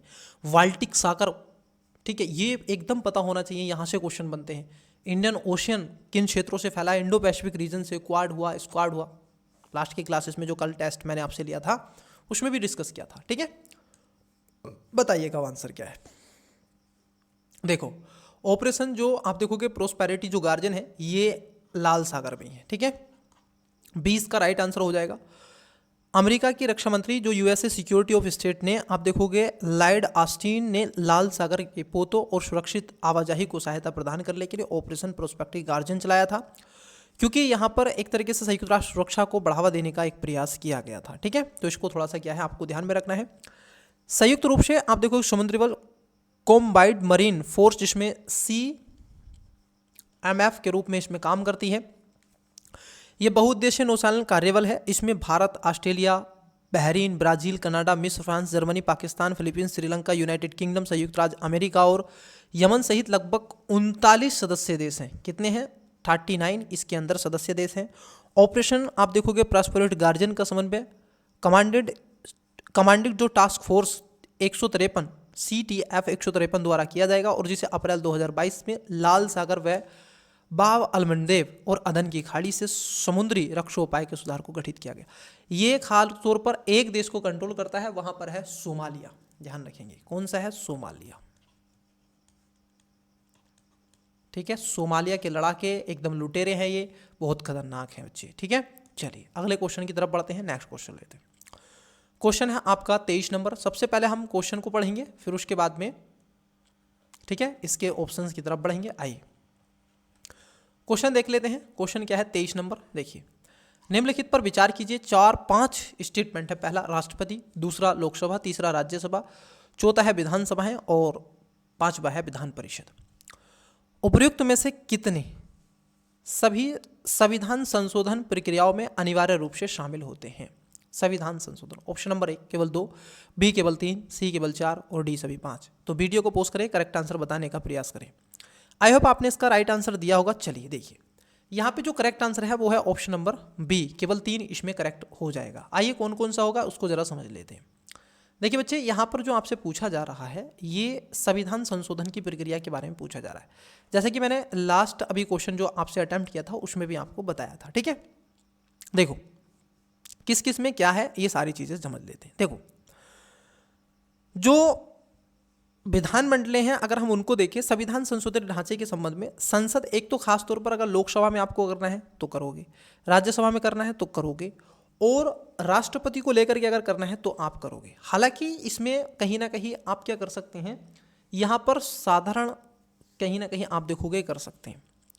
संविधान संशोधन विधेयक के अनुसरण तो विधान परिषद का कोई प्रभाव नहीं होते हैं। ठीक है, विधानसभा की इच्छा परिषद पर इच्छा पर हावी होती है, तो उसका भी कोई ऐसा संविधान संशोधन विधेयक पारित होने के राज्य की सभाओं के परिषद का अनिवार्य कोई भूमिका नहीं होती है। परंतु राष्ट्रपति, लोकसभा और राज्यसभा से यदि आप छेड़छाड़ करते हैं या कुछ ऐसा करते हैं तो आपको बच्चे कॉन्स्टिट्यूशन अमेंडमेंट्स को करना होता है। ठीक है, तो यहाँ पर क्या हो जाएगा, 3 स्टेटमेंट यहाँ पर सही है, मतलब कि आपका जो राइट आंसर होगा केवल 3 हो जाएगा। चलिए अगले क्वेश्चन की तरफ बढ़ते हैं। नेक्स्ट क्वेश्चन लेते हैं। क्वेश्चन नंबर है आपका 24। देखिए ये क्वेश्चन थोड़े लेंथी बना दिए गए हैं इन्होंने, मतलब कि बड़े क्वेश्चन बना दिए गए हैं। अब कुछ बच्चे यहाँ पर लाभ क्या उठाएंगे, क्वेश्चन नंबर 26 भी कर देंगे, क्योंकि दोनों क्वेश्चन दिख रहे हैं। देखो मैं और कितना जूम कर सकता हूँ, मैं अगर जूम करूंगा तो क्वेश्चन कट जाएगा। अब देखो ऑप्शन अभी भी कट रहे हैं। चलिए तो पहले क्वेश्चन को ही पढ़ लेते हैं, ऑप्शन देखेंगे बाद में। केंद्रीय सतर्कता आयोग मतलब कि सीवीसी के सदस्यों के संदर्भ में निम्नलिखित कथनों पर विचार कीजिए। ये वही सीवीसी है बच्चे, जब आप कल आईएएस बन जाओगे, आईपीएस बन जाओगे, आईआरएस बन जाओगे, ठीक है, तो यही वो संस्था है जो आप पे निगाहें रखेगी, आपके अकाउंट पर आपका कितना धन आ रहा है, कितनी मुद्राएं हैं, कितनी प्रॉपर्टी हो गई और कितनी घट गई, कितनी बढ़ गई। ये वही सीवीसी है, ये वही केंद्रीय सतर्कता आयोग है। किसी भी आईएएस को, किसी भी आईपीएस, किसी भी आरएस को क्या करती है, देखती रहती है, ठीक है। तो ये बहुत खतरनाक संस्था है। देखो क्या है, अच्छी संस्था मतलब। पहला स्टेटमेंट है कि सीवीसी के सदस्यों की नियुक्ति राष्ट्रपति अपने हस्ताक्षर और मुद्रा सहित अधिपत्र के द्वारा करता है। दूसरा है कि सीवीसी के सदस्य 6 वर्ष की अवधि के लिए या उत्तर वर्ष की आयु प्राप्त करने तक जो भी पहले हो पद पर बने रहते हैं। तीसरा है आपका राष्ट्रपति सिद्ध कदाचार या फिर अक्षमता के आधार पर सीवीसी को हटा भी सकता है। अब यहाँ पर पूछा गया है उपयुक्त में से कितने सही हैं, मतलब कि ये पेयर वाला आपका क्वेश्चन पूछा जा रहा है, ठीक है। चलिए ऑप्शन नंबर ए केवल 1, बी केवल 2, सी सभी 3 और डी उपयुक्त में से कोई नहीं। प्यारे बच्चे इसका अगर हम देखें करेक्ट आंसर बताइएगा वीडियो को पोस्ट करके। देखो इसका राइट आंसर हो जाएगा ऑप्शन नंबर बी। अब क्यों हो जाएगा उसको भी जरा जानिएगा। देखिए पेयर वाले क्वेश्चन में यही है कि हमें पूरा एनालिसिस पता होना चाहिए, तब जाकर के हम कहेंगे। देखो पहला स्टेटमेंट एकदम सही है, ठीक है, पहला जो स्टेटमेंट है एकदम सही है कि इसके सदस्यों की नियुक्ति राष्ट्रपति के हस्ताक्षर और मुद्रा सहित अधिपत्र के द्वारा की जाती है, ठीक है। वहीं अगर दूसरे स्टेटमेंट की बात कर ले, ये दूसरा गलत है, क्योंकि सीवीसी के सदस्य 6 वर्ष की अवधि के लिए और उत्तर वर्ष की आयु प्राप्त करने तक जो भी पहले हो पद पर बने रहते हैं, ऐसा नहीं है। ये 4 वर्ष अथवा 65 वर्ष की आयु तक होते हैं। कितना है, या तो 4 वर्ष होगा मतलब कि 4 वर्ष तक रहेंगे, या फिर इनकी एज की अगर बात कर ले तो एज इसमें 65 वर्ष रहेगी, ठीक है। और यहाँ पर कितनी कह रहे हैं, 6 वर्ष, ठीक है। तीसरा इसमें सही है कि राष्ट्रपति सिद्ध कदाचार या फिर अक्षमता के आधार पर सीवीसी को हटा भी सकते हैं। ये बात एकदम क्या है आपकी सही हो जाएगी, और इसीलिए इसका राइट आंसर क्या होगा, बी केवल 2। चलिए अगले क्वेश्चन की तरफ बढ़ते हैं, नेक्स्ट क्वेश्चन लेते हैं। फिर से वही हाल है क्वेश्चन की तरफ से, थोड़ा जूम हो सकता है तो देखते हैं, ताकि ठीक है हो गया। देखिए क्वेश्चन क्या है 25, राष्ट्रीय आपातकाल के संदर्भ में निम्नलिखित कथनों पर विचार कीजिए। ये क्वेश्चन अभी मैं आपसे डिस्कस कर रहा था, तो इसका आंसर जो भी स्टूडेंट्स अभी देख रहे हैं वो भी देंगे और जो बाद में देखेंगे वो भी, क्योंकि मैंने ये क्वेश्चन समझा दिया आपको, ठीक है। देखिए स्टेटमेंट पहला है, केंद्र को किसी भी विषय पर राज्य की कार्यकारी निर्देश देने की शक्ति प्राप्त हो सकती है। दूसरा है, राज्य विधानमंडल की विधायिक शक्तियां निलंबित कर दी जा सकती हैं।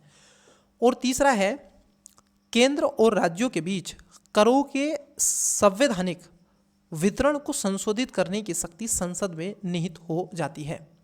पूछ रहे हैं आपसे उपयुक्त कथनों में से कितने सही हैं। ऑप्शन नंबर ए केवल 1, बी केवल 2, सी सभी 3 और डी उपयुक्त में से कोई नहीं। क्वेश्चन नंबर 25 का राइट आंसर आप मुझे क्या करेंगे बच्चे, 25 का राइट आंसर आप क्या करेंगे, मुझे कमेंट्स करेंगे। जो भी बच्चे अभी देख रहे हैं वो भी इसका आंसर लिखेंगे, गलत ही सही परंतु बताइएगा। मैं जो नेक्स्ट क्लास लूंगा उसमें मैं आपको इसका आंसर डिस्कस कर दूंगा, आपका आंसर बता दूंगा, या फिर अब मैं टेलीग्राम पर आपको इसका आंसर बता दूंगा, ठीक है। चलिए तो अगले क्वेश्चन की तरफ बढ़ते हैं। क्वेश्चन देखते हैं 26। आई होप, मैं उम्मीद करता हूं कि आप इसका आंसर आवश्यक रूप से देंगे, और देंगे तो बहुत ही अच्छी बात है, अन्यथा मैं तो भाई सोल्व करवाऊंगा ही। देखिए आइए नेक्स्ट क्वेश्चन देखते हैं।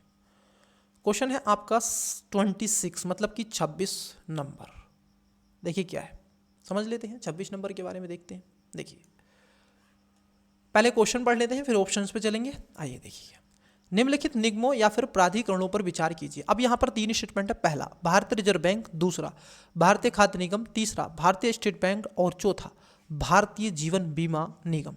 उपयुक्त में से कितनों की लेखा परीक्षा पूर्णरत एवं प्रत्यक्ष भारत के नियंत्रक महालेखा परीक्षक मतलब कैग द्वारा की जाती है। ऑप्शन नंबर ए केवल 2, बी केवल 3, सी सभी चारों, डी उपयुक्त में से कोई नहीं।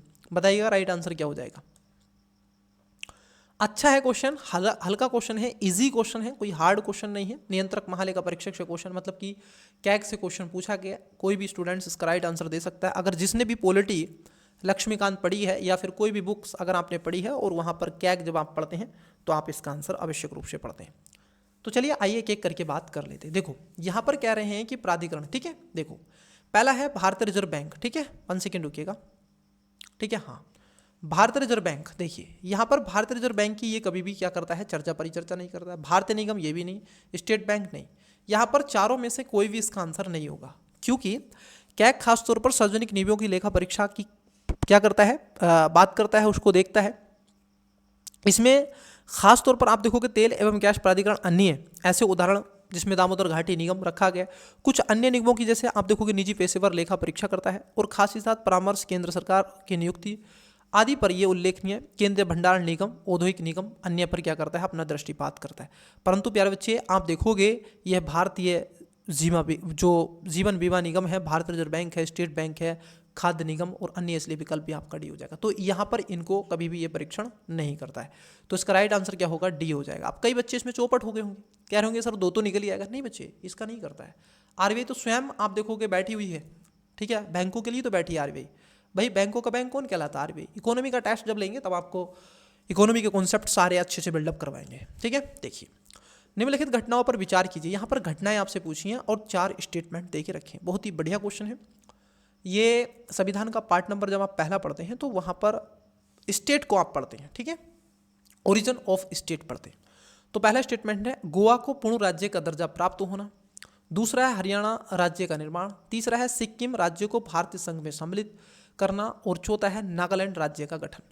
उपयुक्त घटनाओं को उनके घटित होने की सही कालानुक्रम में व्यवस्थित कीजिए। अब यहाँ पर ऑप्शंस दे के रखें, ये 1, 3, 4, 2 बी में ऐसे ये सब दे के रखें, ठीक है। बताइएगा करेक्ट आंसर, बताइएगा क्या है। चलिए, वही स्टूडेंट्स बताएगा जिसको इसका डेट्स एक्चुअल में क्या है कि पता होगा, अन्यथा इसका आंसर आप नहीं बता सकते। देखो कैसे आपको निकालना है, इसको भी समझना। गोवा को पूर्ण राज्य का दर्जा कब मिला था, जरा पहले इस चीज को देख लीजिएगा, ठीक है।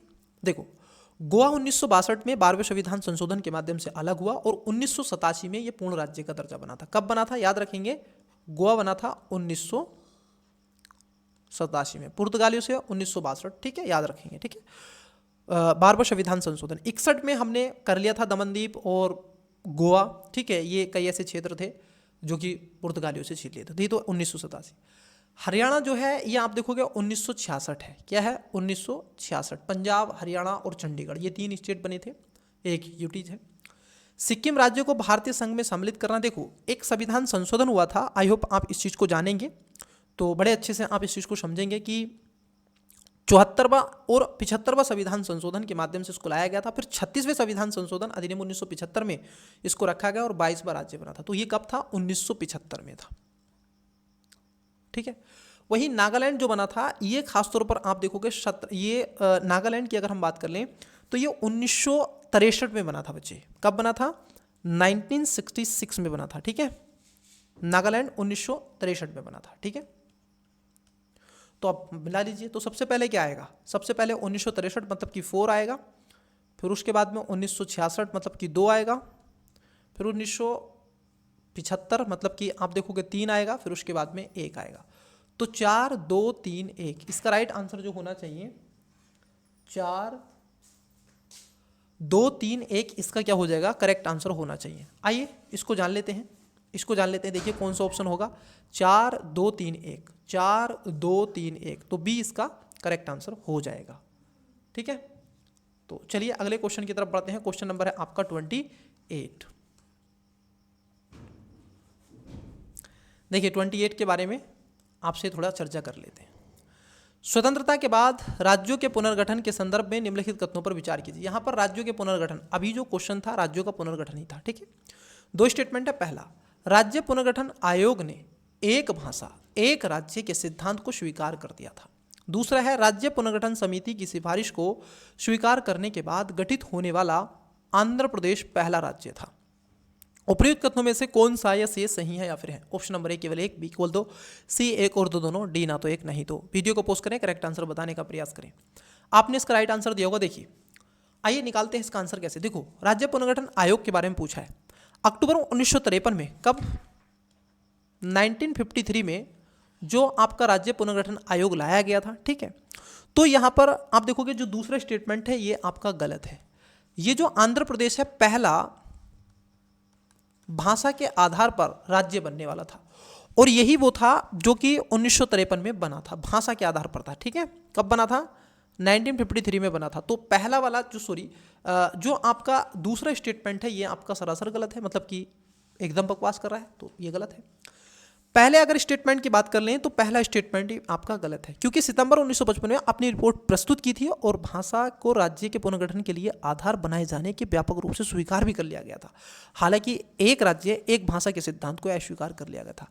आप बताइए, जिस देश के अंदर 19,500 भाषाएं बोली जाती हों और हर एक 2 वर्ष में एक भाषा विलुप्त हो जाती हो, तो आप बताइए कैसे आप 19,500 लगभग, अब उस समय की बात कर लें तो लगभग 20-21 हज़ार भाषाएं भारत में बोली जाती होंगी, 20 भाषाएं लगभग पूरी, ठीक है, 20,000 भाषाएं। तो क्या आप 20,000 स्टेट बनाओगे? एक भाषा एक स्टेट, ये क्या बकवास कर रहे हैं?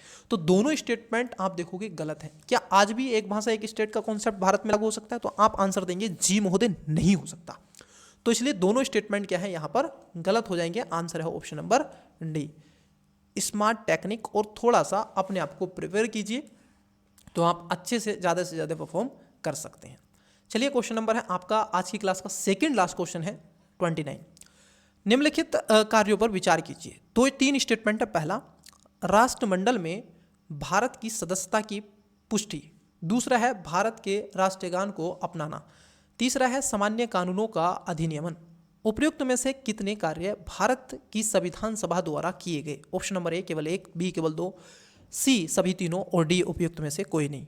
वीडियो को पोस्ट करें, करेक्ट आंसर बताएं, इसका राइट आंसर क्या होगा। देखो, यहाँ पर संविधान सभा की बात कर रहा है, जो कि 9 दिसंबर 1946 को बनाई गई थी। अस्थायी अध्यक्ष कौन थे? सचिंद्र दास सिन्हा थे। फिर 11 दिसंबर 1946 डॉक्टर राजेंद्र प्रसाद।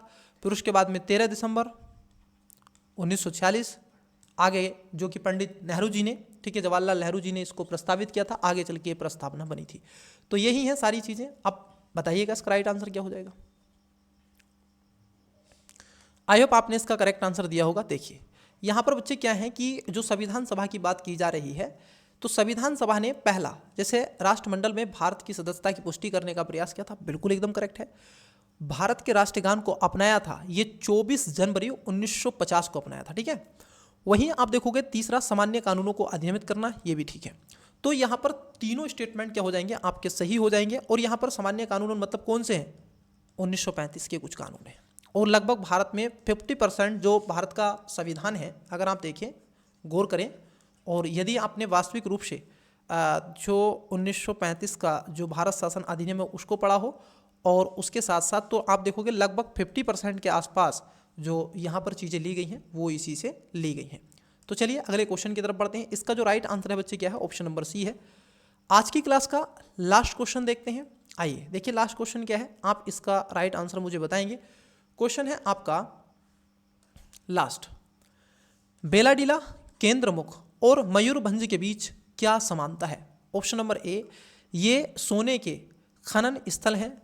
बी, ये बॉक्साइट भंडार के स्थल हैं। और सी, ये लोहा अयस्क भंडार के स्थल हैं। और डी, ये प्राकृतिक गैस भंडार के स्थल हैं। प्यारे बच्चे, ये आज का आपका लास्ट क्वेश्चन है और 30 नंबर का जो आपको राइट आंसर कमेंट्स बॉक्स में बताना है, ठीक है।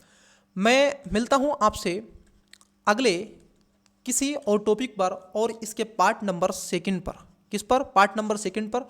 तो मेरा आपसे रिक्वेस्ट है कि आप पॉलिटी का एक बार क्या करें, ठीक है, अपने स्तर पर मोटा माटी क्या कर लें, रिवाइज कर लें, ताकि आप अधिक से अधिक क्वेश्चनों को अटेम्प्ट कर सकें। तो मिलता हूं अगले किसी टॉपिक में, इसके पार्ट नंबर 2 पर। तब तक के लिए मन लगा के पढ़ते रहिएगा। Best of luck, bye.